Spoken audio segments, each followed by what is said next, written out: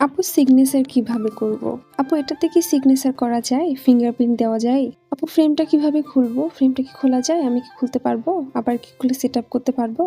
হ্যাঁ, আমার নিকান আমার কাস্টমারদের রেগুলার কোয়েশ্চেন এটা। আপনাদের এই সব কোয়েশ্চেনের উত্তর নিয়ে হাজির হয়ে গেছি এই ভিডিওতে। তো হ্যালো এভরিওয়ান, কি অবস্থা সবার? তো দেখতেই পাচ্ছেন ফ্রেমটা সুন্দর করে খুলে নিয়েছি এবং গ্লাসটাও সুন্দর করে খুলে নিব এবার। এবার আপনাদের নিকান আমার যে কাগজটা সেটা সুন্দর করে এখানে বসিয়ে দিতে হবে। দিয়ে আমি নিচে পিছনের বোর্ডটাও লাগিয়ে দিয়েছি।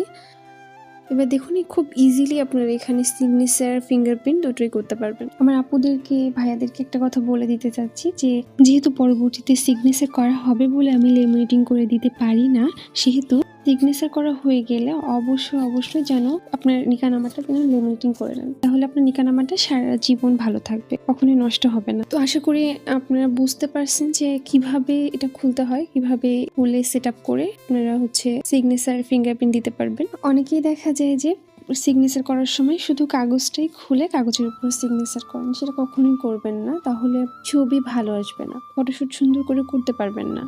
তাই আমি সাজেশন দেব যে যদি ফটোশুট সুন্দর চান তাহলে আমি যেভাবে দেখালাম জাস্ট গ্লাসটা খুলে আপনারা কাগজটা সেট আপ করে দিবেন, দিয়ে সিগনেচার করবেন এবং ফটোশুটও অনেক সুন্দর হবে মাশাআল্লাহ। তো আজকে এই পর্যন্তই, সবাই ভালো থাকবেন। আসসালামু আলাইকুম।